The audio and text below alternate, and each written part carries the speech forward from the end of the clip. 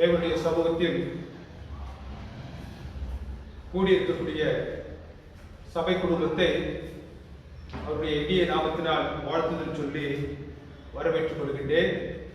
அவருடைய பாதத்தில் நாம் அமர்ந்து தியானிக்கக்கூடிய இன்றைய நாளின் தியானம் நம்முடைய வாழ்க்கையில் ஒரு மாற்றத்தை ஏற்படுத்தவும், அவருடைய பாதத்தில் நாம் நெருங்கி சேருவதற்கு ஏதுவான ஒரு சூழலை உருவாக்கி தரவும் பரிசுத்த ஆவியானவருடைய துணைக்காக நாம் காத்திருப்போம். தேவன் தாமே உங்கள் ஒவ்வொருவரையும் ஆசீர்வதித்து வழிநடத்துவாராக. தேவன் இந்த உலகத்தை படைக்கும் பொழுது மனிதனை அவர் தன் சாயலில் படைத்தார். அவனுக்கு ஒரு விசேஷமான ஒரு இடத்தை அவர் கொடுத்திருந்தார். எப்படி மனிதனை தன் சாயலில் படைத்து ஒரு விசேஷத்தை அவனுக்கு பாராட்டினாரோ, அதே போன்று அவர் படைத்த அந்த விலங்கினங்களில் ஒன்றுக்கு ஒரு விசேஷ காரியத்தை அவர் பாராட்டியிருந்தார். தேவன் படைத்த விலங்கினங்களில் மிகவும் நேர்த்தியாகவும் அழகாகவும் கூர்மையான அறிவு உடையதாகவும் எல்லோரையும் வசீகரிக்கக்கூடியதாகவும் அவர் ஒரு விலங்கை அவர் படைத்தார். அதுதான் சர்ப்பம், பாம்பு. இந்த பாம்பிற்கு அவர் விசேஷ செட்டைகளை கொடுத்திருந்தார், ரெக்கைகள். இந்த பாம்பு பறந்து பல இடங்களுக்கு செல்லும் மண்டமாகவும், அது பரந்த நிலையில் மரங்களில் இருக்கக்கூடிய கனிகளை மனிதன் புசிப்பதை போன்று புசித்ததாகவும் வரலாறு கூறுகின்றது. தேவனுக்கு பிரியமானவர்களே, அதன் நுட்பமான அறிவு, அழகு, ஈர்க்கக்கூடிய ஒரு சக்தி, இவைகள் அனைத்தையும் சாத்தானை அதிகமாக ஈர்த்தது. ஆதியாகமத்தின் புத்தகம் 3வது அதிகாரம் 1வது வசனம் என்ன சொல்கிறது? The serpent was more subtle than any other creatures that God created.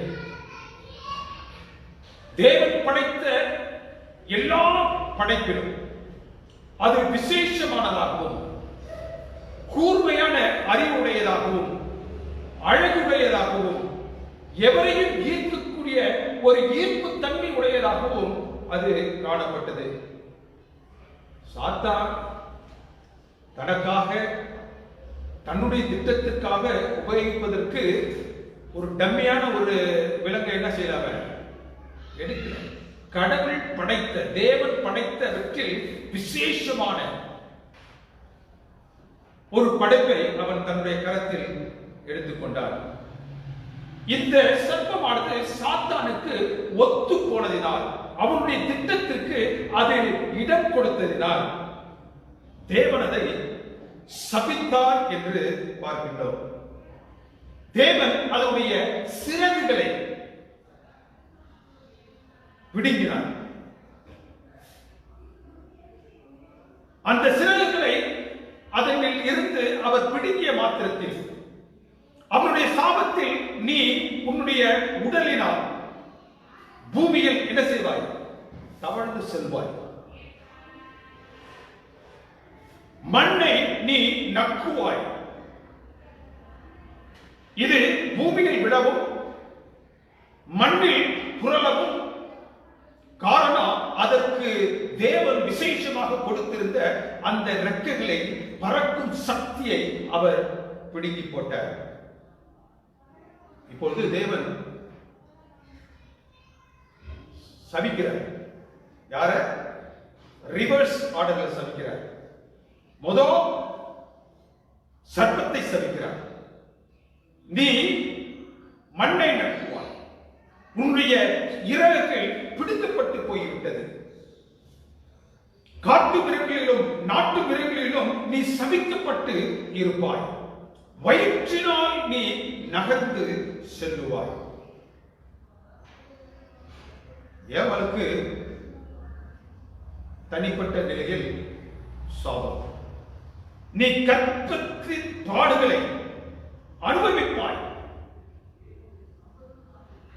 உன்னுடைய கற்ப காலத்தில் நீ வெளி வேதனைகளை கடந்து செல்வாய்.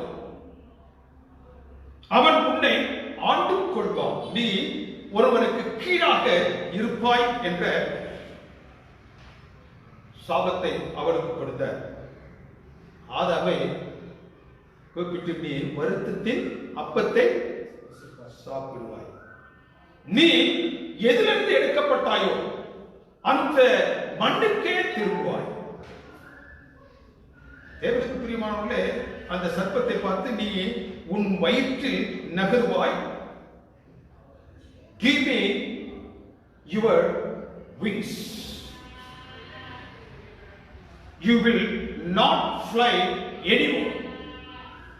நீ இனி பறந்து நான் உனக்கு பாராட்டிய அனைத்து நன்மைகளையும் நீ உனக்காக வைத்துக் கொள்ளாதபடி, உன்னுடைய மேன்மைகளை எல்லாம் அந்த பறக்கும் நிலையில் நான் உனக்கு கொடுத்திருந்த, இப்பொழுது அந்த இறக்குகளை நான் உன்னிலிருந்து பிடித்துக் கொடுக்கின்றேன். நீ என்ன செய்ய முடியாது, இனிமேல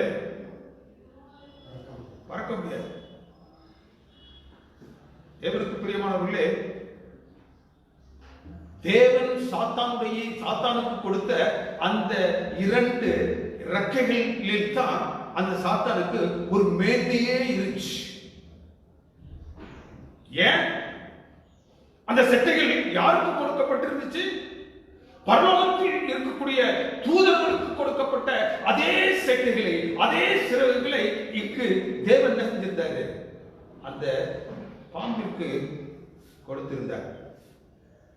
தேவனுக்கு பிரியமானவர்களே, அந்த விலங்கு அவருடைய வார்த்தையை கேட்காமல் சத்துருவாகிய சாத்தானுக்கு தன்னை ஒப்பு கொடுத்ததினால், இப்பொழுது தேவன் என்ன செய்கிறார்? அந்த விலங்குக்கு கொடுத்திருந்த எல்லா ஆசீர்வாதங்களையும், all the features were taken away from it. அந்த சர்ப்பத்திற்கு அவர் கொடுத்த அனைத்து மேன்மைகளையும் அவர் விலக்கி போட்டார். லங்ஸ், நுரையீரல். ஒரு பிராணி பறக்கின்றது என்றால், அது அந்த காற்றில் பறந்து செல்கின்றது என்றால், அதற்கு முதலாவது இருக்க வேண்டியது சரியான நுரையீரல், சுவாச உறுப்பு.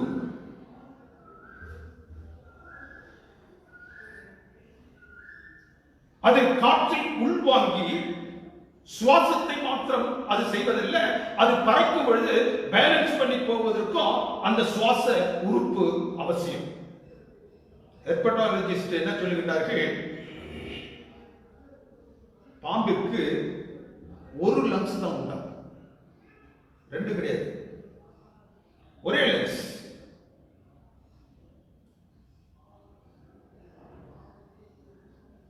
ரெண்டில் ஒன்று சுருங்கி போயிடுச்சு.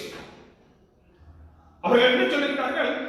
150 மில்லியன் வருஷத்துக்கு முன்னதாக, அதாவது அது ஒரு குறிப்பிட்ட நாளுக்கு பிறகு அது தன்னுடைய சுவாச உறுப்பில் ஒன்றை என்ன செஞ்சது? ஒன்று சுருங்கி போயிருக்கணும், இல்லாட்டி இல்லாமல் இருக்க வேண்டும்.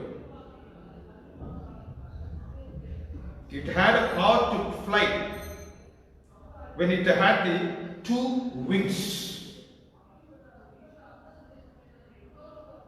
தேவனுக்கு பிரியமானவர்களே, தேவன் அதனுடைய செட்டைகளை அவர் பிடுங்கின உடனே அந்த நுரையீரல் ஒன்று என்ன செய்ய போச்சா? சுருங்கி போச்சு. லெக்ஸ், கால்கள். ஹெர்பட்டாலஜிஸ்ட் என்ன சொல்றாங்க? அந்த அந்த பாம்பிற்கு கால்கள் இருந்துச்சு. எப்படி இந்த பள்ளிக்கும் முதலைக்கும் வால் துவங்குற இடத்துல கால் இருந்துச்சோ அதே போன்ற பாம்புக்கு என்ன செஞ்சு இருந்துச்சு. இந்த பறக்கக்கூடிய ஒரு விலங்கினம், இப்பொழுது ஒரு ஏர்கிராப்ட் எடுத்துக்கொண்டோம்னா, விமானத்தை எடுத்துக்கொண்டோம் என்றால் அது பறந்து விட்டு அது லேண்ட் ஆகும்போது எதுலதான் லேண்ட் ஆகும்? அதுக்கு என்ன செய்யலாம்? லேண்டிங் கியர் வேணும், வீல் வேணும். இது பறக்கும் சக்தியை பெற்றதுனால் இந்த பாம்பு என்ன செஞ்சிருக்கணும்? அதற்கு கால் இருந்திருக்க வேண்டும்.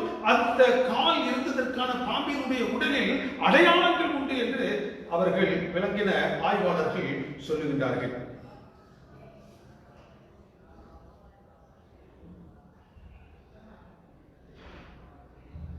It roamed about on well developed legs என்று சொல்லுகிறார்கள். அது அங்கும் இங்குமாக சுற்றித் திரியும் பொழுது, தரையில் சுற்றித் திரியும் பொழுது அது காலில் நடந்து சென்றதாக இந்த விலங்குகள் ஆர்வலர்கள் சொல்லுகின்றார்கள். தேவனுக்குரிய மாணவர்களே, ரக்கை பிடுங்கப்பட்டவருடன் வயிற்றில் நடந்து மண்ணை நீ நக்குவாய் என்று தேவன் சபித்த மாத்திரத்தில் கால்களும் என்ன செய்யப்பட்டது? பிடுங்கப்பட்டது. இந்த சர்ப்பத்திற்கு, பாம்புகளுக்கு கண்கள். ஒரு பிராணி பறக்கின்றது என்றால் அது பறக்கக்கூடிய அந்த ஸ்பீடு, அது எவ்வளவு தூரத்திற்கு வேகமாக பறக்கின்றதோ அவ்வளவு தூரத்திற்கு அதற்கு முன்பதாக இருக்கக்கூடிய எல்லாவற்றையும் அது தெளிவாக பார்க்க வேண்டும். 4 திசைகளிலும் அதனுடைய கண்கள் சுழலும் பொழுதுதான் அதனுடைய வேகம் நிற்காமல் செல்லும். இந்த பாம்புக்கு கண்கள் இருந்தது. பாம்பு எல்லாவற்றையும் கூர்மையாக பார்க்கக்கூடிய கண்கள் உடையதாக இருந்துச்சு. அது கூர்மையாக பார்க்கக்கூடிய கண்களை உடையதாக இருந்ததனால்தான் அந்த ஏதேனுக்குள்ளாக என்ன நடக்கின்றது என்பதை அது கண்டுவதற்குள்ளாக சென்றது. தேவன் அதனுடைய ரெக்கைகளை எடுத்த உடனே அந்த கண்களுக்கு அவ்வளவு வேலை எல்லாம் போயிடுச்சு. தரையில தானே நிற்கணும், தரையில தானே ஓடணும். அதனுடைய கண்களில் இந்த ஆராய்ச்சியாளர்கள் என்ன சொல்கிறார்கள்? அதற்கு இமை கிடையாது. இமை நமக்கு இருக்கும் போது போன்ற இமை கிடையாது. அதுக்கு இமை இல்லாததினால் அது அழ முடியாது, தன்னுடைய உணர்ச்சியை அது வெளிப்படுத்த முடியாது. அந்த கண்களுக்கு மேலாக ஒரு கான்டாக்ட் லென்ஸ் மாதிரி, ஒரு மெமரி அல்லது ஒரு ஸ்கேல் அந்த கண்ணை என்ன செய்யும்? மறைச்சு அது அப்படியே சொருவிக்கிட்டே இருக்கும். அது என்ன செய்ய முடியாது? தன்னுடைய பார்வையை முழுமையாக செலுத்த முடியாத அளவிற்கு. பாம்பிற்கு முன்பதாக ஒரு தவளை குதித்து சென்றுச்சுனாக்கா அந்த பாம்புக்கு என்ன செய்யும்? அந்த தவளையை தெரியும். அதே தவளையானது ஒரு இடத்தில் அப்படி ஐடலா நின்று கொண்டிருக்கும் என்றால் அந்த பாம்புக்கு அது தெரியாது. அசையும் பொருளைத்தான் அதனால் காண முடியும்.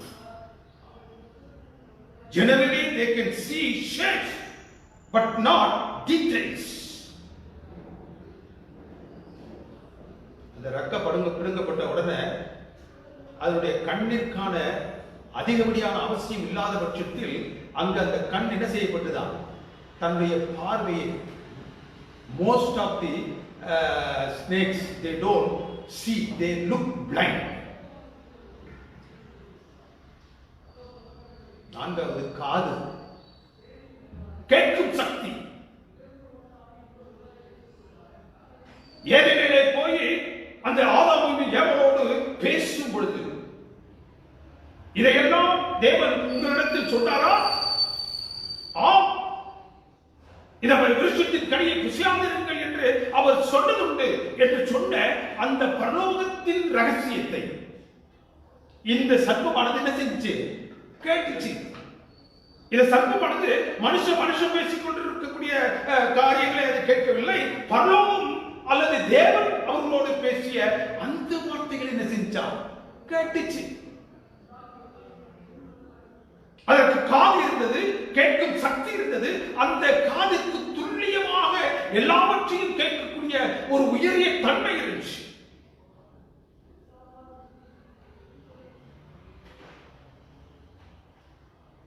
அதுக்கு பிறகு இந்த ஹெர்பட்டாலஜிஸ்ட் என்ன சொல்றாங்க, இப்பொழுது அந்த அந்த பாம்புகளுக்கு இயர் ட்ரம் கிடையாது.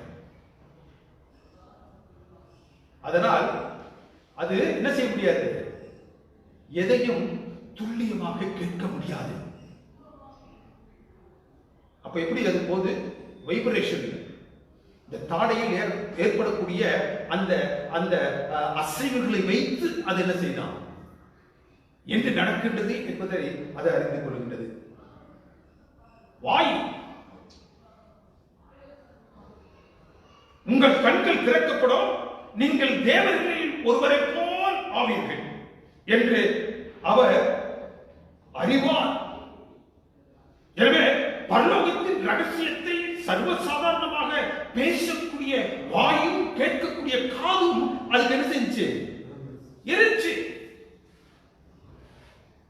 அதுக்கு பிறகு இந்த விலங்கியல் ஆராய்ச்சியாளர்கள் என்ன சொல்லுகிறார்கள், அந்த சர்ப்பத்திற்கு ஓக்கல் கார்டு அப்படின்னா குரல் வலை, நமக்கு இருக்கு இல்லையா குரல் வலை, அதே என்ன செய்தாரா எடுத்துட்டார். அதனால் கூச்சல் வர முடியும், வாயை திறக்க முடியும், சத்தத்தை ஏற்படுத்த முடியும். அந்த சத்தம் இருக்கும், அவ்வளவுதான். ஆனால் அது ஏவாளத்தில் எப்படி பேசிச்சு, துல்லியமாக பேசிட்டு, பரலோகத்தின் ரகசியத்தை பேசிட்டு, எதுவெல்லாம் தேவனுடைய சமூகத்தை விட்டு அந்த முதல் சிருஷ்டிகள் அப்புறப்படுத்தப்பட வேண்டுமோ அவற்றை எல்லாவற்றையும் அது பேசிட்டு, அது தன் வாயை திறந்து தன் குரல் வலையின் மூலமாக சத்தத்தை மாத்திரம் இருப்போம், காற்று தான் வரும். சர்ப்பம் தன்னுடைய பேசும் மற்றும் கேட்கும் சக்தியை அது இழந்தது. தேவன் அதற்கு இட்ட சாபத்தினால் அது தன் ரெக்கைகளை இழந்தது, அது தன் பறக்கும் சக்தியை இழந்தது. அது எல்லாவற்றையும் கேட்க பேசக்கூடிய எல்லாவற்றையும், all his special features were taken away from him. தேவன் மனிதனை தன்னுடைய சுந்த சாயலில் படைத்தார், அவருடைய ரூபத்தில் படைத்தார். அவனும் சாத்தானுடைய பேச்சு கேட்டு என்ன செஞ்சிட்டான், போயிட்டான். பரிசுத்த தூதர்களுக்கு மாத்திரமே கொடுக்கப்பட்டிருந்த அந்த ரெக்கைகளை, செட்டைகளை அவர் இந்த பாம்பினத்திற்கு கொடுத்தார். அதுவும் அவரை என்ன செஞ்சிருச்சு, ஏமாற்றி விட்டது. எல்லா நுண்ணறிவும் அழகும் ஞானமும் பொருந்திய அந்த பாம்பு சாத்தானுக்கு செவி கொடுத்தபடியினால் அது எல்லாவற்றையும் இழந்தது. அதுதான் மேன்மைகளை எல்லாம் ஒரே நொடியில் இருந்துச்சு. எந்த நொடி அது, அதனுடைய இறக்கைகள் பறிக்கப்படும் பொழுது, அந்த சாபம் அதில் வலிக்கும் பொழுது, நீ மண்ணை நக்கும்படியாக உன் வயிற்றிலே கடந்து செல்வாய் என்று தேவன் கொடுத்த அந்த சாபம் அதற்கு வந்த மாத்திரத்தில் தானே, அதனுடைய இறக்கைகள் பிடிக்கப்பட்ட மாத்திரத்தில் தானே, அது தனக்கென்று தேவன் பாராட்டியிருந்த அனைத்து மேன்மைகளையும் அது இழந்து போயிற்று. தேவனுக்கு பிரியமானவர்களே, பாவம் போன்று, பாம்புவை போன்று ஆதாமும் பாவத்தில் விழுந்தபடியினால் மனுக்குலத்திற்கு பாவம் என்ன, சாத்தான் யார் என்பதனை அவர்களுக்கு விளக்குவதற்காக தேவன் அந்த சர்ப்பத்தை என்ன செய்யல, அழிக்கல. எவ்வளவு காரியங்களை செய்த அந்த சத்துருவாகிய சாத்தானை, அந்த விலங்கினத்தை, பாம்பை அவர் அழித்திருக்கலாம். ரெண்டையுமே செய்தவர். ஏன்? அவைகள் தேவனுடைய பிள்ளைகளுக்கு இனி வரப்போகிற நாட்கள் எல்லாம் ஒரு பாடமாக இருக்க வேண்டும் என்பதற்காக தேவனை சார்ந்திருக்கும் பொழுது உனக்கு எல்லா உண்மைகளையும் எல்லா மேன்மைகளையும் தேவன் தருகின்றார். எப்பொழுது நீ தேவனுடைய சமூகத்தை விட்டு உன்னை புறமாக்கி போட நினைக்கிறாயோ அப்பொழுது உன்னில் இருக்கக்கூடிய மேன்மைகள் எல்லாம் என்ன செய்யப்படும்? எடுத்துக் கொள்ளப்படும். சாத்தானுடைய வாழ்வில் நீ அனுமதித்தால் தேவனுடைய சத்தத்தை நீ என்ன செய்ய முடியாது? கேட்க முடியாது. உன்னுடைய வேதத்தை நீ கருத்துல வச்சுக்கிட்டு இருப்ப, ஆனால் அந்த வேதத்தில் என்ன கருகலான ஒரு ஆழமான சத்தியத்தை தேவன் வைத்திருக்கின்றார் என்பதை நீ அறிந்து கொள்ள முடியாது. கால்கள் இருக்கும், ஆனால் அது ரட்சிப்பின் பாதையில் the path of righteousnessல அது உன்னை அழைத்து செல்லாது. வாய் இருக்கும், தேவனுடைய வார்த்தைகளை அசை போடாது, போட முடியாது. சுவாசிப்பாய், நுரையீரல் இருக்கும். தேவனுக்கு பிரியமானவர்களே, எந்த பரலோகத்தின் அந்த காற்றை நீ சுவாசித்து தேவனுக்கு கொடுக்கக்கூடிய அந்த வார்த்தைகளை நீ அசை போட்டு அதனால் கிடைக்கக்கூடிய ஆவியின் பலத்தை you will never be inspired. No inspiration. If there is no inspiration, no power. நீ பரலோகத்தினால் வேத வார்த்தைகளுக்குள்ளாக எடுத்து செல்லப்படவில்லை என்றால், சத்தியத்தை விளக்கமாக நீ புரிந்து கொள்ளவில்லை என்றால் உனக்கு ஆத்ம பலம் என்ன செய்யும்? போயிடும். உனக்கு எதையெல்லாம் ஆசீர்வாதமாக நான் கொடுத்தேனோ அதை எல்லாம் நான் என்ன செஞ்சிருவேன்? எடுத்துருவேன். தேவன் மனிதனை அதிகமாக நேசித்ததால் அவனை சபிப்பதற்கு முன்னதாக ஒரு பிராமிஸ் கொடுக்கிறாரு, ஒரு வாக்கை கொடுக்கிறாரு, ஒரு வாக்குத்தத்தத்தை அவனுக்கு பாராட்டுகின்றார். ஆதியாகமம் 3:15. ஆதியாகமம் 3:15 என்ன வாக்குத்தத்தம்? Before the penalty came the gospel. பாவத்துக்கான தண்டனை கிடைப்பதற்கு முன்பதாக அவர் என்ன செய்றாரு? ஒரு நற்செய்தியை அவர்களுக்கு சொல்லுகின்றார். என்ன நற்செய்தி? I will put enmity between you and the woman. உனக்கும் அந்த ஸ்திரீக்கும், ஸ்திரீயாகிய திருச்சபைக்கும் நான் என்ன செய்வேன்? பகையை உண்டு பண்ணுவேன். I will put enmity between you and the church, between thy seed and her seed. உன் சந்ததிக்கும் அவள் சந்ததிக்கும் நான் என்ன செய்வேன்? பகையை உண்டு பண்ணுவேன். What is the gospel here? நற்செய்தி என்ன? அவர் உன் தலையை நசுக்குவார். நீ என்ன செய்ய முடியாது? மோஸ்ட் அவருடைய குதிகாலை தான் நசுக்க முடியும். The gospel here is you will be stamped on your head. உன்னுடைய தலை என்ன செய்யப்படும்? நசுக்கப்படும். அதான் நற்செய்தி. பாவத்துக்கு பிறகு பாம்பை அழித்து நமக்கு போதிப்பதை காட்டினோம். அதுதான் வயிற்றில் நகர்ந்து செல்லும் பொழுது, மண்ணில் புழுதியில் அது கடந்து செல்லும் பொழுது அதன் படக்கூடிய அவஸ்தைகளை எல்லாம் நீ பார்க்க முடியாம, கேட்க முடியாம, நடக்க முடியாம, அது படக்கூடிய பாடுகளை எல்லாம் நீ பார்க்கணும் அப்படின்றதுக்காக தேவன் அந்த விலங்கினத்தை என்ன செய்யல? அடிக்கல. அநேக நேரங்கள்ல என்ன செய்வாங்க? பாம்புக்கு என்ன செய்வாங்க? ஆள் ஊத்துவாங்க. இந்த ஹெப்படாலஜிஸ்ட் என்ன சொல்றாங்க? அந்த பாம்பு என்ன செய்யாதா? இந்த டைரி ப்ராடக்டே தொடாத. என்ன தொடாது? இவங்களே ஊத்திட்டு அதற்கு உண்டான வேண்டிகள் அனைத்தையும் அவர் என்ன செஞ்சாரு? எடுத்து போட்டார். தேவனுக்கு பிரியமானவர்களே, if you listen to devil, வேதம் என்ன சொல்லுகிறது? பரலோகம் என்ன சொல்லுகிறது? தேவன் என்ன சொல்லுகிறார்? Give me back my wings. நான் உனக்கு கொடுத்த அந்த மேன்மைகளை எல்லாம் நான் செஞ்சிருவாங்க. உன் இடத்திலிருந்து பிரித்து போடுவேன். I will put enmity between you and her.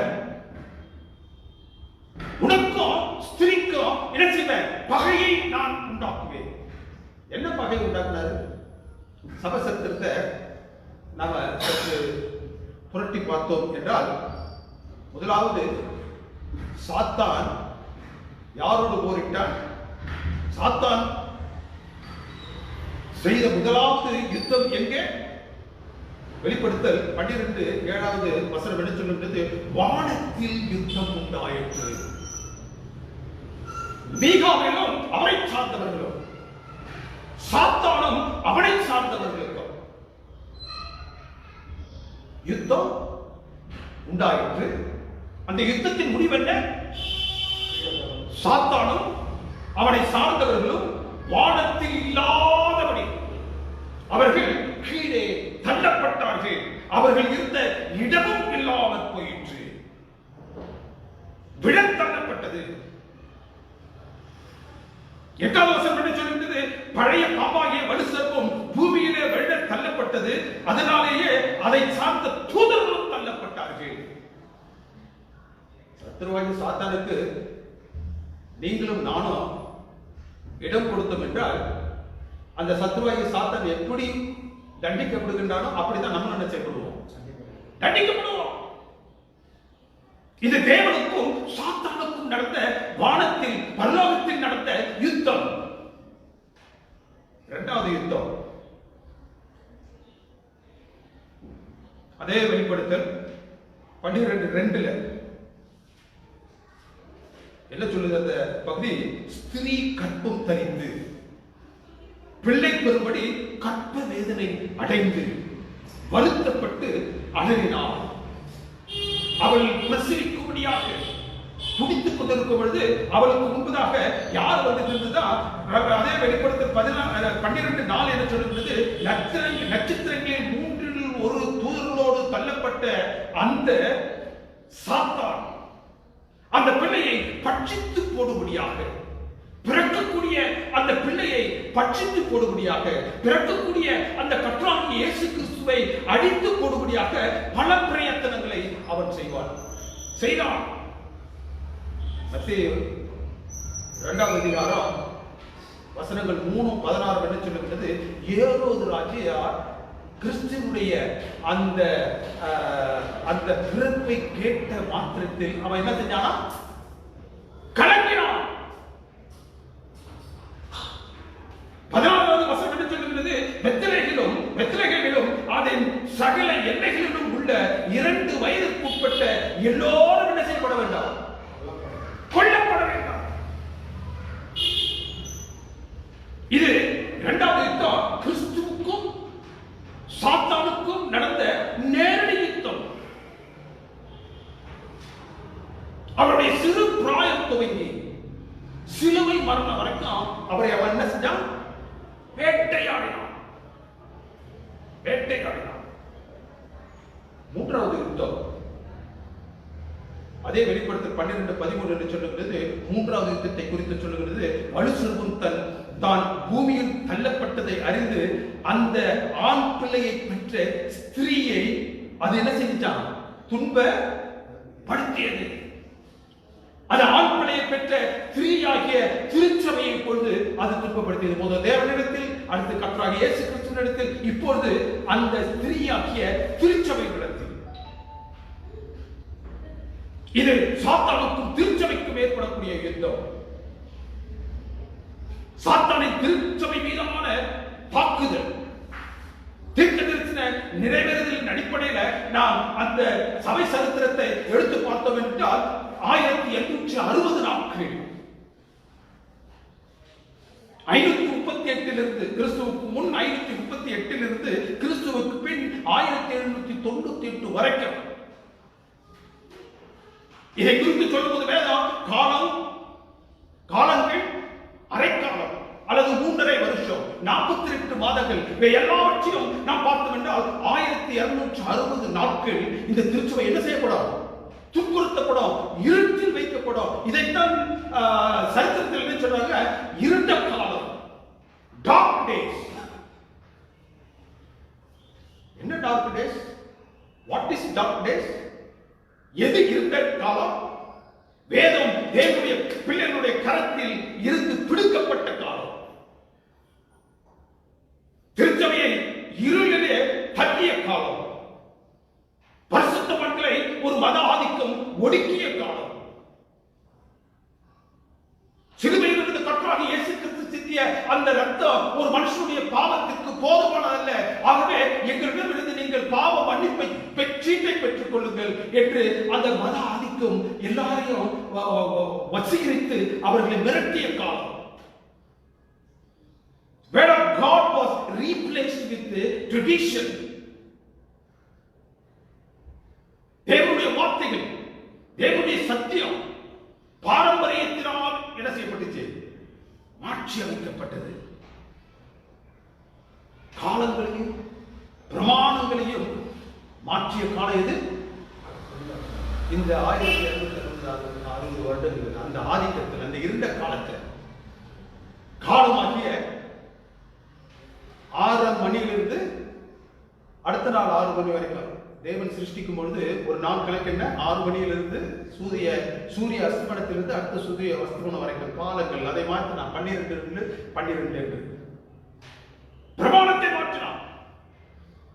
தேவனுடைய பிள்ளைகளுக்கு கடைசி காலத்தில் இருக்க வேண்டிய அந்த முத்திரையாகிய ஓய்வு நாளின் பிரமாணத்தை மாற்றினார். இதையெல்லாம் நடந்த இந்த இருண்ட காலம் ஸ்திரீயாகிய திருச்சபை காக்கப்பட வேண்டும் என்பதற்காக இதே அந்த அதிகாரத்துல வெளிப்படுத்தல் 12:13 சொல்றது, ஸ்திரீயாகிய திருச்சபையை பாம்பிற்கு காக்கும்படியாக என்ன செய்யறாரு? நீ அந்த சர்வத்திற்கு விலகி தப்பி ஓடிப்போ என்று என்ன கொடுத்தாரா?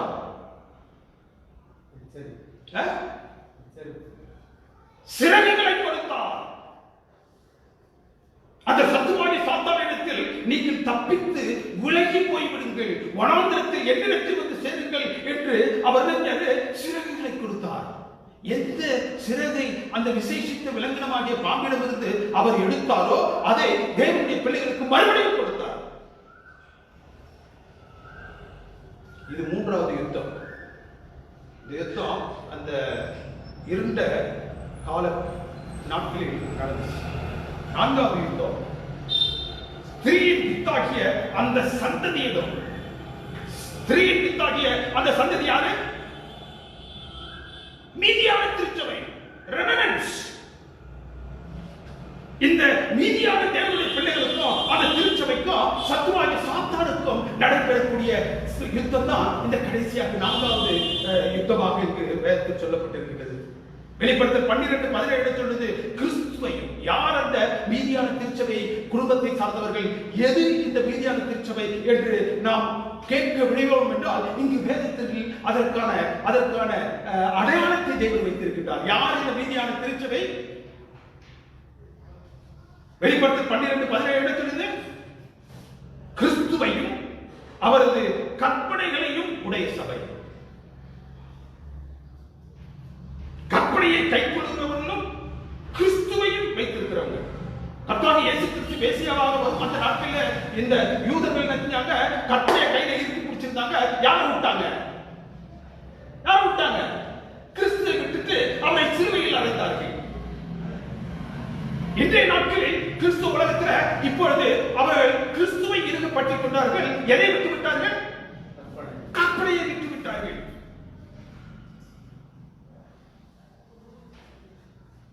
தேவனுக்கு பிரியமானவர்களே, இந்த மீதியான திருச்சபைக்கு கடைசி காலத்தில் தேவன் என்ன செய்யறாரா? சட்டையை கொடுக்கிறார். இந்த அந்த சபைக்கும் சாத்தானுக்கும் ஏற்பட்ட அந்த யுத்தத்தில் அவர்களுக்கு சிறகுகளை கொடுக்கிறார். சிறகு என்ன? ஃபெதர். இங்கு இந்த மீதியான திருச்சபைக்கு சட்டைகளை கொடுக்கிறார். சட்டைகள் முழு இறக்கை, எதையும் சுமந்து செல்லக்கூடிய நிலையில் வைக்கப்பட்டிருக்கக்கூடிய ஒரு உறுப்பு.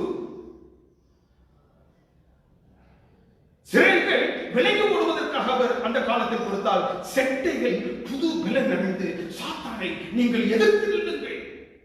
இதை யாருக்கு கொடுக்கிறாரு? தேவனுடைய கடைசி கால திருச்சபையாக இந்த மீதியான திருச்சபைக்கு அவர் கொடுக்கிறார். என்ன கொடுக்கிறாரு? நீங்க என்ன செய்யலாம்? You should be renewed in your strength. புது பலனை அடைந்து எப்பேற்பட்டவன் அந்த பலனை கொண்டு நீங்க சத்துருவாகி சாத்தான் என்ன செய்யலாம்? எதிர்கொண்டு நிற்க வேண்டும். இரண்ட காலத்துல நீங்க ஓடி ஒளிந்து கொள்ளுங்கள் என்று சிறகுகளை கொடுத்தார். இங்கு கடைசி காலத்தில் தேவனுடைய பிள்ளைகளுக்கு ரெக்கைகளை கொடுக்கிறார்.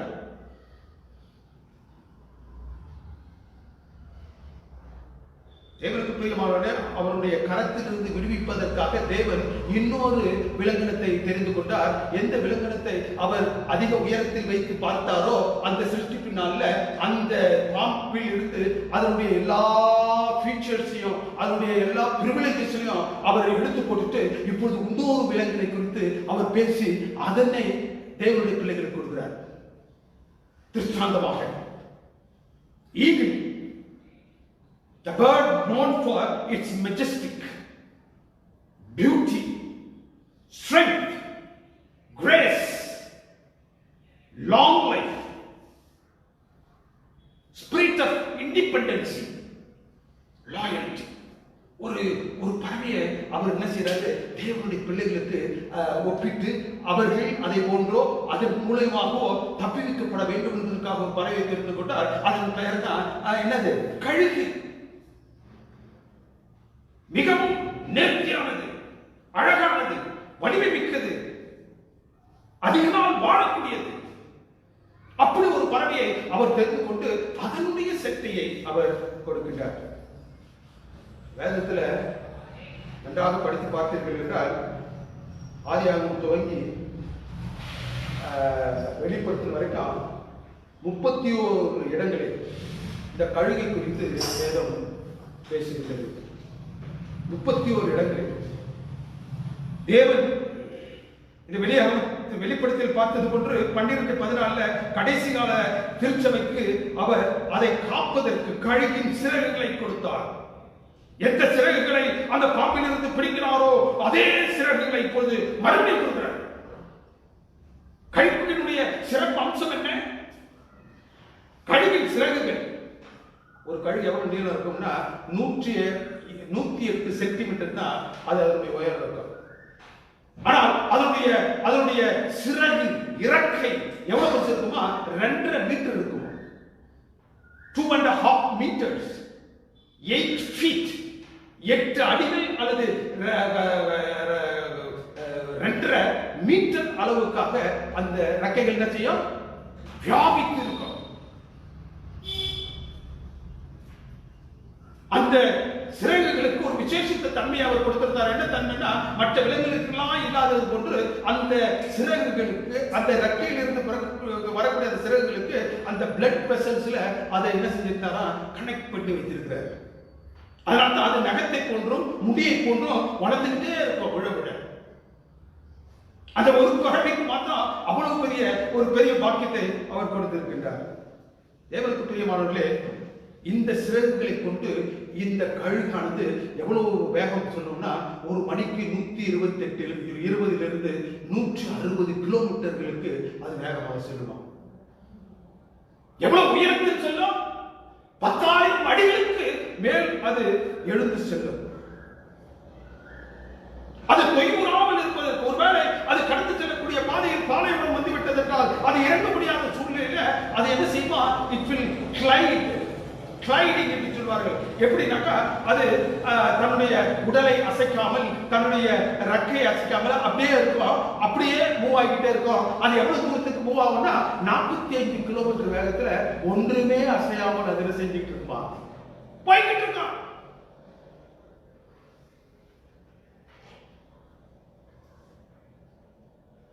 தேவனுக்கு பிரியமானவர்களே, ஒவ்வொரு கிறிஸ்தவ பிள்ளைகளும் உயிரை எடுத்து பறக்க வேண்டும் என்று தேவன் எதிர்பார்க்கின்றார். தனித்துவமாக you should raise above the ground level. நீ தவறி கீழே விடும் நேரங்களில் அந்த தாய் பறவை என்ன செய்யுமா, வேகமா டைவ் அடிச்சு அது விடுற ஸ்பீடை விட அது டைவ் அடிக்கிற ஸ்பீடு அதிகமாக இருந்தா அதுக்கு கீழே போய் செல்ல முடியும். அதுக்கு கீழே நின்று தன்னுடைய ரெக்கைகள் அந்த இளங்கழுகு என்ன செய்வா, தாங்கும். அது இந்த கிளைடிங் பொசிஷன்ல, இந்த அசைவற்ற நிலையில் 40 கிலோமீட்டர் வேகத்தில் அது போயிடுச்சுனாக்கா, அது தன்னுடைய இளங்கழுகு விழுந்து விட்டது என்றால் அது என்ன செய்வா, அந்த டைவ் அடிக்கிற ஸ்பீடு எவ்வளவா, 100 கிலோமீட்டர் வேகத்தில்.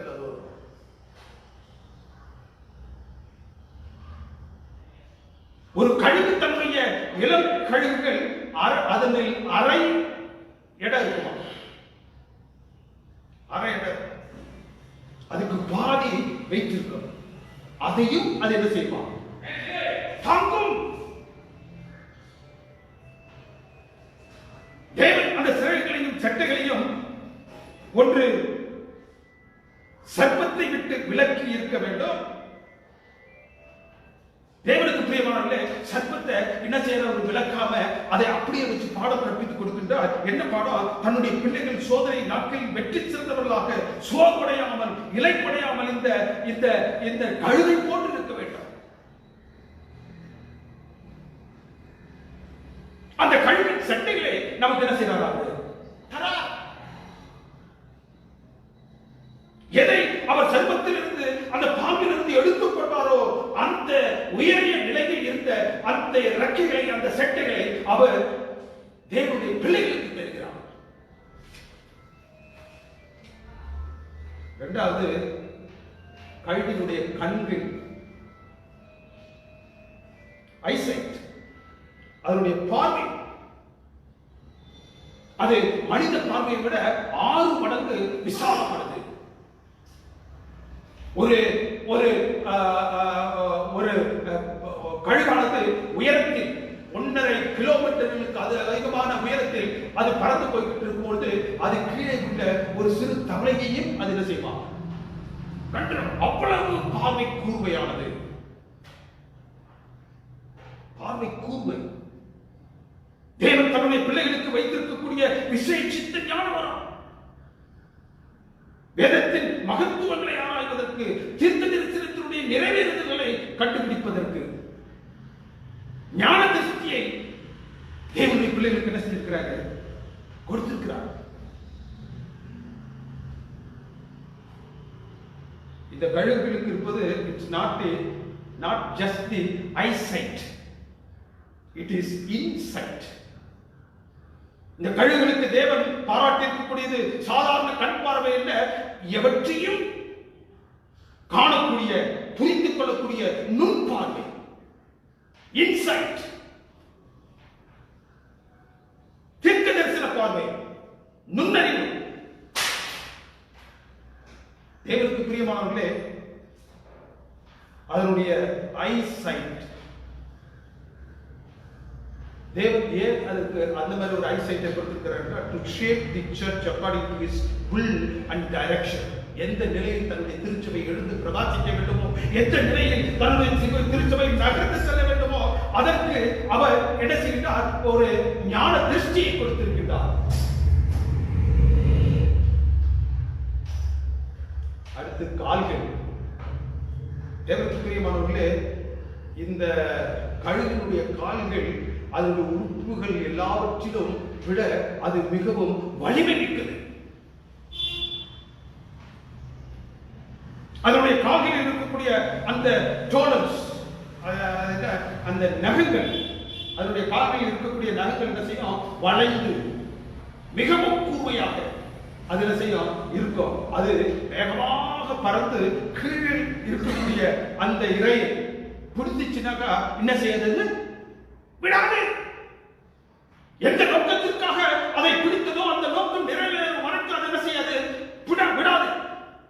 தேவனுக்கு பிரியமானவர்களே, சத்தியத்தின் மீதான பிடிப்பு. அநேக நேரங்களில் தேவனுடைய பிள்ளைகள் சத்தியத்தையோ அவருடைய சமூகத்தை விட்டு நம்ம என்ன செய்கிறோம்? விலகி சென்று விடுகிறோம். ஏனென்றால் அந்த சத்தியத்தின் மீதான பிடிப்பு நம்ம கிட்ட என்னது இல்லை.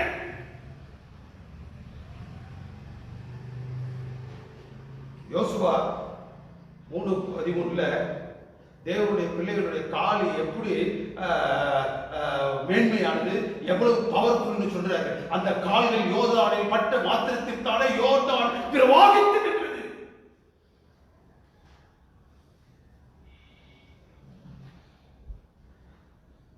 நான்காவது, கழுகினுடைய லங்ஸ், கழுகினுடைய சுவாச உறுப்புகள். அது உயரத்தில் காற்றை எதிர்த்து 160 கிலோமீட்டர் வேகத்தில் அது பறக்கும் வண்ணம் நுரையீரலை தேவன் அதற்கு கொடுத்திருக்கின்றார். விசாலமான நுரையீரல், டு இன்ஹேல் அண்ட் எக்ஸ்ஹேல். சுவாசத்தை, காற்றை உள்வாங்கவும் வெளியே விடவும் மற்றும் பேலன்ஸ் தி ஏர். அது பறக்கும் பொழுது அதை அதை சரி நிலையில் வைத்துக் கொள்வதற்கும் அந்த நுரையீரல் தான் அது அவசியம். நல்ல காற்றை சுவாசிக்க சமநிலையில் அது கடந்து செல்ல. தேவனுக்கு பிரியமானவர்களே, தேவனுடைய பிள்ளைகளாகிய உங்களுக்கு எனக்கும் கடினமான சூழ்நிலை எல்லாம் என்ன தேவனுடைய சித்தம் என்பதை அறிந்து கொள்வதற்கு God has given us inspiration. எப்படி செல்வது என்பதை நாம் அறிந்து கொள்ளக்கூடிய நுண்ணறிவை தேவன் நமக்கு கொடுத்திருக்கிறார். ஐந்தாவதாக கழுகினுடைய இனவிருத்தி. அதிலிருந்து ஒரு பாடத்தை தேவன் வச்சிருக்கிறார். என்ன இனவிருத்தி? கழுகுக்கு தன்னை புதுப்பித்துக் கொள்ளும். அது அதிக இனவிருத்தி என்ன செய்யாதா? செய்து கொள்ளாது. அது தன்னை புதுப்பித்துக் கொள்வதனால் அதிக இனவிருத்தியை அது செய்து கொள்ளாது. ஒரு வருஷத்துக்கு ஒரு கழுகு என்ன செய்யுமா? 3 முட்டைகளை இடும். அந்த 3 முட்டைகளில் 1 ஊள முட்டை ஆயிடும் ஆட்டோமேட்டிக்கா. 2 முட்டைகளில் 2 குஞ்சுகள் பொரிக்கும். இந்த 2 குஞ்சுகளும் ஒரு வருஷ காலத்தில் ஒன்று மரித்து ஆயிடும். இந்த முட்டைகளை அடைக்காப்பது இந்த ஆண் கழுகும் பெண் கழுகும். அதுக்கு என்ன ஒரு பெரிய விசேஷ தன்மை என்றால், அந்த ஆண் கழுகும் பெண் கழுகும் மரிக்கும் வரை அந்த பேர அந்த ஜோடி அப்படிதான் இருக்கும். வேற ஜோடி இதை தேடிக்கொள்ளாது. ஏன் அது அதிக இனவிருத்தி செய்து கொள்ளாது? அது தன்னை புதுப்பித்துக் கொள்ளக்கூடிய மகாபெரிய சாக்கியத்தை தேவன் அதற்கு கொடுத்திருக்கிறார். சங்கீதக்காரன் அதை பற்றி சொல்லும் பொழுது 103வது அதிகாரம் 5வது வசனத்துல, கழுகுக்கு சமமான உன் வயதை நான் என்ன செய்வேன்? வான வயதை போலாக்குவேன். கழுகுக்கு சமமாக. எப்படி கழுகு தன்னை புதுப்பித்துக் கொள்கின்றதோ, எப்படி அந்த கழுகு தன்னை புதுப்பித்துக் கொள்வதன் மூலமாக முன்னிருந்த நிலையை காட்டிலும் பின்னிருந்த நிலையில் அது எழுப்பி பிரகாசிக்கின்றதோ, அதே போன்று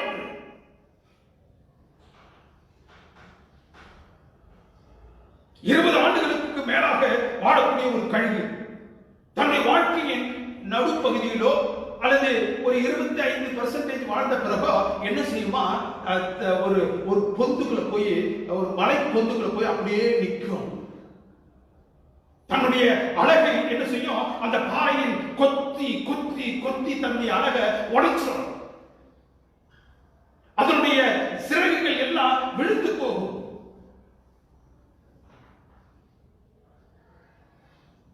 அதனுடைய நகம் விழுந்து போகும், அழகு விழுந்து போகும், சிறகு விழுந்து போகும், நாடி நரம்பு எல்லாம் தளர்ந்து ஒரு பொந்துல போய் என்ன செய்யும்? அசைவற்று அப்படியே நின்றுட்டே இருக்கும். எவ்வளவு நாள் தெரியுமா?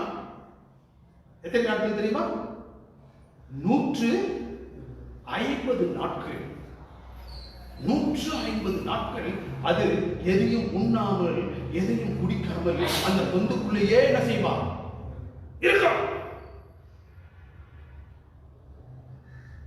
அது மறுபடியும் 150 நாட்களுக்கு பிறகு அதனுடைய சிறகுகள் என்ன செய்யும்? வளரும், அழகு வளரும், அதனுடைய ரெக்கைகள் வளரும், நகம் வளரும், எல்லாம் வளர்ந்து ஒரு புதிய கழுகை போன்ற அது என்ன செய்யும்? அந்த 150 நாள்ல அது புது பலன் பெற்று ஒரு புதிய பறவையாக அது என்ன செய்யும்? வெளியில வரும். அப்பொழுது அது முன்னிலும் அதிகமாக பலன் பெற்று, ஒருவேளை அது 10,000 அடிகள் பறக்கக்கூடிய நிலையில் அது முந்தின நிலை இருந்தது என்றால், இப்பொழுது 15,000 அடிகளுக்கு மேலாக சென்று அது தன்னுடைய புது பலனை என்ன செய்யுமா? காட்டும். தேவனுக்கு பிரியமானவர்களே, இத்தகைய பலனைத்தான் தேவன் தன்னுடைய பிள்ளைகளுக்கு என்ன செய்யறாரா? கொடுக்கிறார்.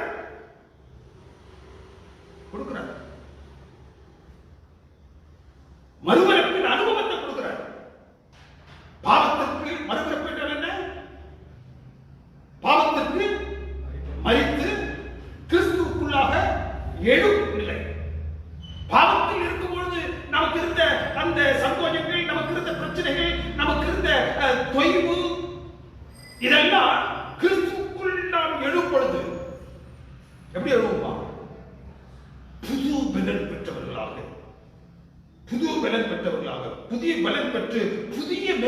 பார்வையின் கீழாக வந்துருவோம். இதுவரைக்கும் இந்த உலகத்தின் பார்வையில, உலகத்தின் மேற்பார்வையில நம்முடைய வாழ்க்கையை செலுத்திக் கொண்டிருந்தோம். இப்பொழுது இந்த ஞான ஒழுங்கிற்கு பிறகு பரலோகத்தின் மேற்பார்வையில் நம்ம என்ன செஞ்சிருவோம் இருப்போம்.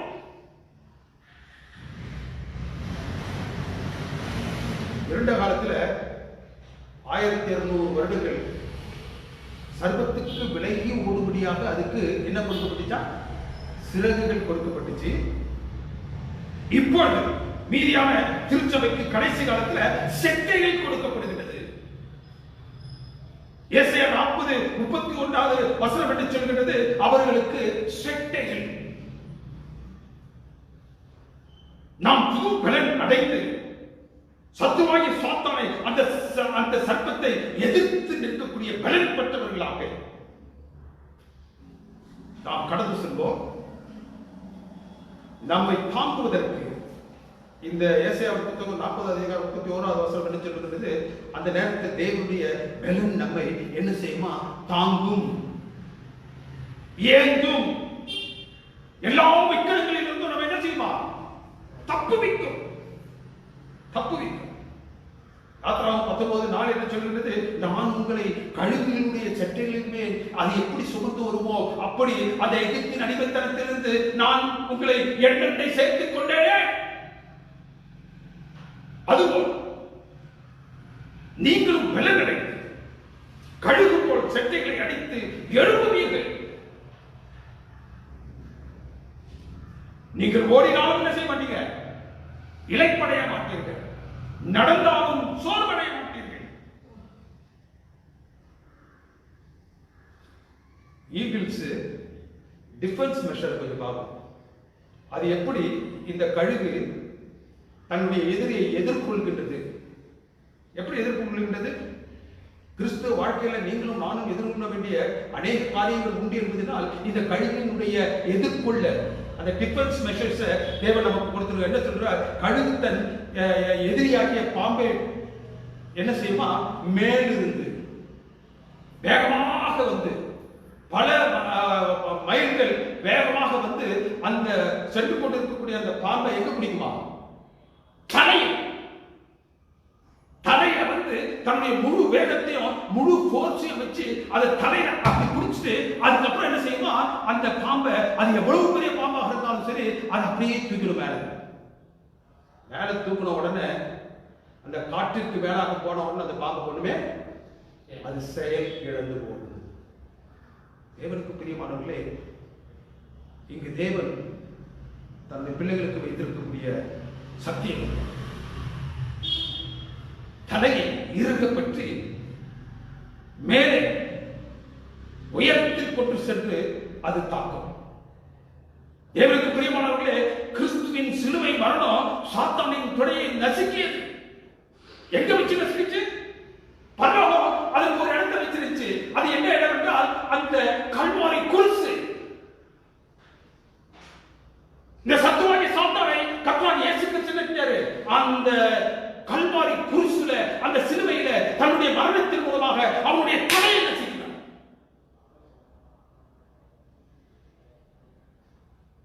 தேவனுக்கு பிரியமானவர்களே, பரலோகம் சாத்தானை தலையை நசுக்குவதற்கு, சாத்தானை மேற்கொள்வதற்கு ஒரு இடத்தை வச்சிருந்துச்சு.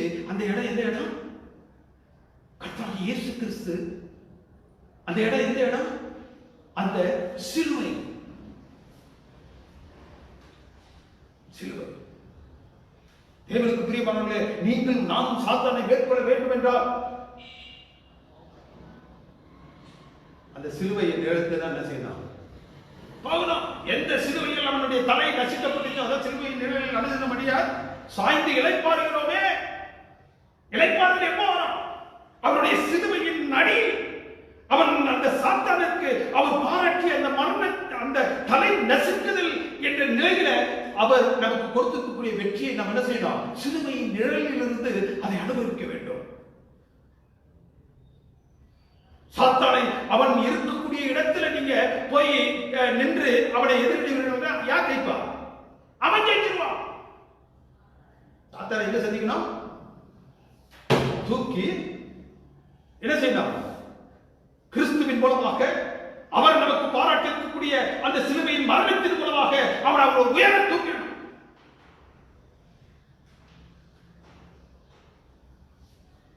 Our defense measure is cross and Christ. நமக்கு சாத்தானை எதிர்கொள்வதற்கு தேவன் பரலோகம் பாரிட்டிருக்கக்கூடியது கிறிஸ்துவும் அவருடைய சிலுவை மரணம். கடைசியாக கழுகினுடைய பயிற்சி முறை. எப்படி ஒரு இளம் கழுகை ஒரு பெரிய கழுகு பயிற்றுவிக்கிறது அப்படி என்பதில் தேவன் ஒரு பெரிய பாடத்தை இந்த மீதியான திருச்சபைக்கு வைத்திருக்கின்றார். என்ன செய்யணும்?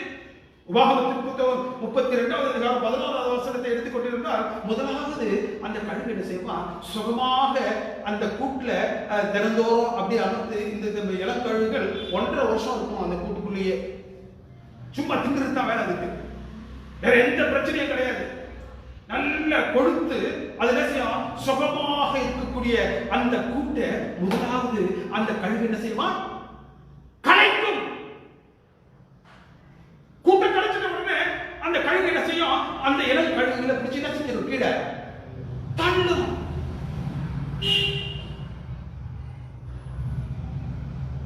அவைகள் சுகமாக தங்கி இருக்கக்கூடிய நேரத்தில் அது அந்த கழுகில் எதை கற்றுக்கொள்ள வேண்டுமோ அதை கற்றுக்கொள்ளாது என்பது கழுகுக்கு நல்லா தெரியும். ஆகவே அது சுகமாக இருக்கக்கூடிய நிலையில அந்த நிலையிலிருந்து அந்த கழுகு அவைகளை தள்ளுக்கீழ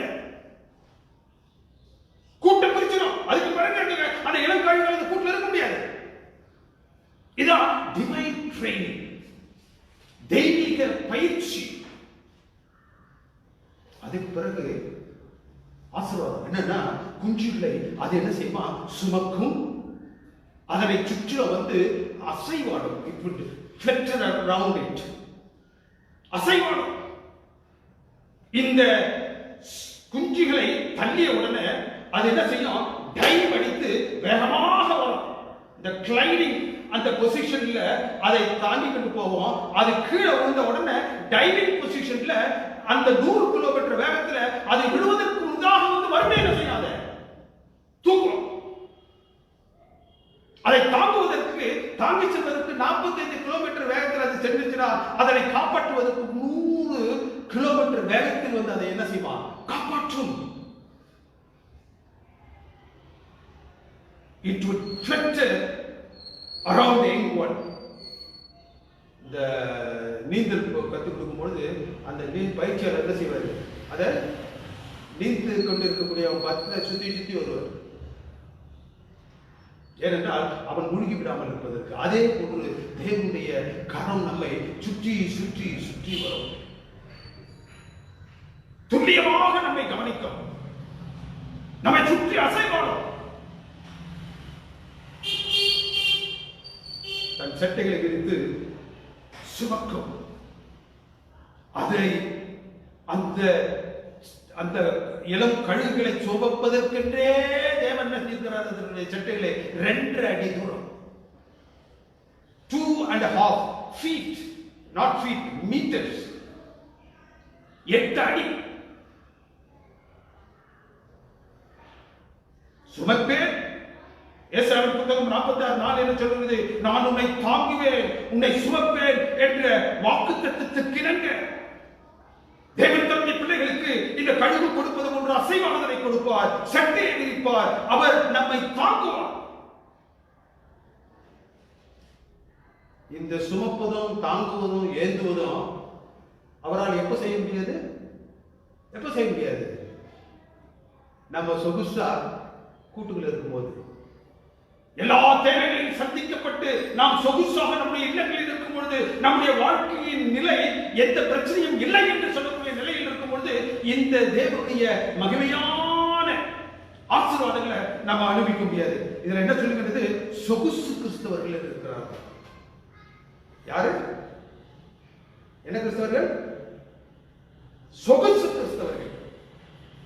கிறிஸ்துவத்தான் நம்ம நேசிப்பார்கள். சொகுசா எந்த பிரச்சனையும் வந்துடக்கூடாது. அதே போன்று சத்திய கிறிஸ்தவர்கள் இருப்பாங்க. சத்தியத்தை இறுதிப்பட்டுக்கிட்டு எது நேரிட்டாலும் சரி, எது தன்னை எதிர்கொண்டாலும் சரி, நான் சத்தியத்திற்காக நிற்பேன் என்று சொல்லக்கூடிய வாழ்க்கையில பல்வேறு விதமான மேடு பள்ளங்கள். அந்த மேடு பள்ளங்களை அவர்கள் சந்திக்கும் பொழுதுதான் தேவனுடைய அசைபாடுகளை என்ன செய்வாங்க? காண்பார்கள். தேவனுடைய சுமத்தலை அவர்கள் காண்பார்கள். தேவனுடைய ஏந்துதலை அவர்கள் என்ன செய்வாங்க? பார்ப்பார்கள். தேவனுக்கு பிரியமான தேவனுடைய ஜனமே, சிறகுகள் இந்த சர்ப்பத்திற்கு இருந்த அந்த சிறகுகளை அவர் என்ன செஞ்சிட்டாரு? பிடுங்கினார். தேவனுடைய பிள்ளைகளுக்கு கழுகின் சிறகுகளை, கழுகின் சட்டுகளை அவர் என்ன செய்யறாரா? கொடுக்கிறார்.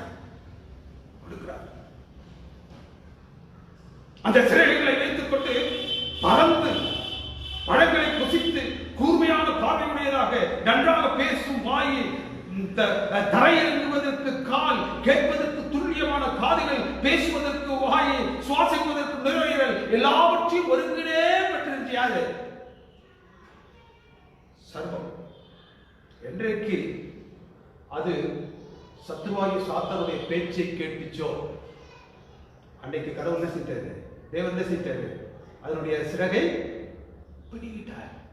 அவருடைய சிறகு பிடுங்கின உடனே எதுவெல்லாம் அது மற்ற விலங்கினங்களை காட்டிலும் அதிகமாக செய்து கொண்டிருந்தோ, all the privileges, all the features were taken away from it. அந்த ஒரு சிறகு பிடுங்கின உடனே எல்லா மேலான ஸ்லாக்கியங்களும் அதுக்கு என்ன செய்ய கொண்டுச்சு? போயிடுச்சு. அதே மாதிரி அந்த ஒரு சிறகு கொடுப்பதன் மூலமாக இந்த மேலான ஸ்லாக்கியத்தை எல்லா கடவுள் நமக்கு என்ன செய்யறாரு? கொடுக்கிறார்.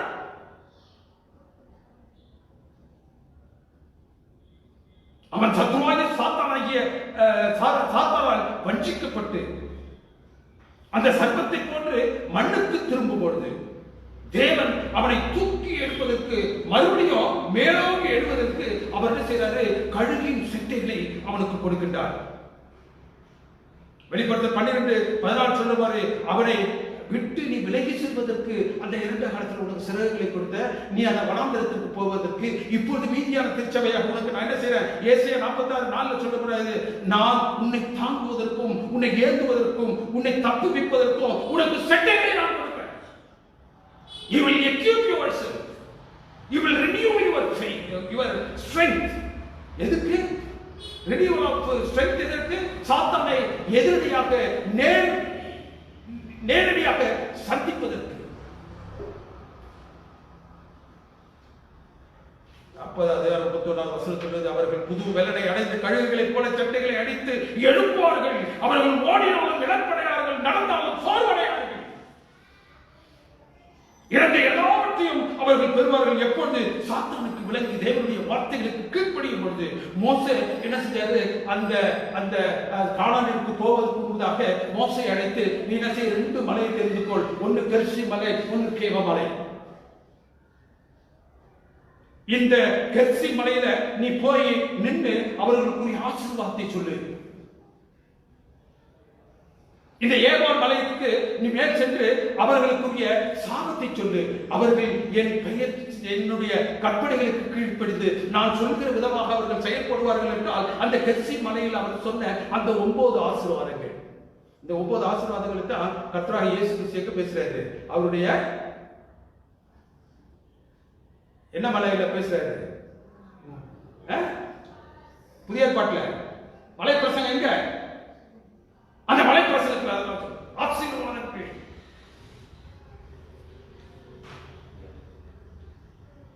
இந்த ஏவாள் மலையில சாபங்கள் 43 சாபங்கள் அதை எண்ணிக்கை வந்தேன். இது ரெண்டுமே இருக்கு. 2 மலைக்கு இடையில கொண்டு போய் அவர்கள் நிறுத்த வச்சா 4 திசைகளுக்கு, கிழக்கு, மேற்கு, வடக்கு, தெற்குக்கு நடுவில் அவங்களை போய் நிறுத்த வச்சு, நீ இப்பொழுது என்ன செய்யணும்? You must choose your life. நீங்கள் எதை தெரிந்து கொள்கிறீர்களோ அது போன்று இருப்பீர்கள். ஆசீர்வாதத்தை தேடினீர்கள் என்றால் ஆசீர்வாதம், தேவனை தேடினீர்கள் என்றால் தேவன், சாத்தானை தேடினீர்கள் என்றால் சாத்தான், ஆசீர்வாதத்தை தேடினீர்கள் என்றால் ஆசீர்வாதம், சாபத்தை தேடினீர்கள் என்றால் சாபம். யாரை நாம் தெரிந்து கொள்கின்றோமோ அதுவாக தேவன் நமக்கு நம்ம முன்பாக என்ன செய்வார்? நிற்பார். பாம்பையும் கழுகையும் தேவன் நமக்கு முன்பதாக வைத்திருக்கிறார். பாம்பை உயரிய மேன்மையான நிலையில் என்ன செஞ்சது? ஆசீர்வதித்து வைத்தார். அது சாத்தானுடைய பேச்சை கேட்ட உடனே என்ன போயிடுச்சு? அது தன்னுடைய எல்லா முக்கியத்துவத்தையும் மேன்மைகளையும் இழந்தது. தேவனுக்கு கீழ்ப்படிந்திருப்பீர்கள் என்றால் நீங்க என்ன செய்வீங்க? இந்த கழுதை போல் பலன் பெற்று தேவனுடைய பலத்தை பெற்றவர்களாக, புதிய பலத்தை பெற்றவர்களாக, சாத்தானை எதிர்க்கக்கூடிய பலனை பெற்றவர்களாக என்ன செய்வீங்க? நீங்க மேலே எழுந்து பலன் கொண்டவர்களாக திகழ்வீர்கள். இந்த ரெண்டுமே யார் கையில் கொடுத்துருக்கிறாரு? உங்ககிட்டயா? ரெண்டா? You choose where you should be, what you want to be. நீ என்னவாக இருக்க விரும்புகின்றாயோ, எதை விரும்புகின்றாயோ அதை தேர்ந்து சொல்லிக்கோ. உனக்கு முன்பதாக பாம்பை வச்சிருக்க, கழுதை வச்சிருக்க. Our only strength is God. In Him only our strength is. அவரில் தான் நமக்கு பூரணப்பட்ட சத்துவம், பலன் இருக்கிறது. தேவனுக்கு பிரியமானவர்களே, அந்த தேவன் முன்பதாக நாளில் இருந்து நீங்க யார் பக்கத்தில் இருக்கின்றீர்கள்? அழிவின் பக்கமா, நித்தியத்தின் பக்கமா, தேவனுடைய பக்கமா, சாத்தானுடைய பக்கமா, பாம்பின் பக்கமா, கழுகின் பக்கமா? நாம் தீர்மானம் செய்வோம். தேவன் உங்களை ஆசீர்வதித்து வழிநடத்துவாராக. ஆமென்.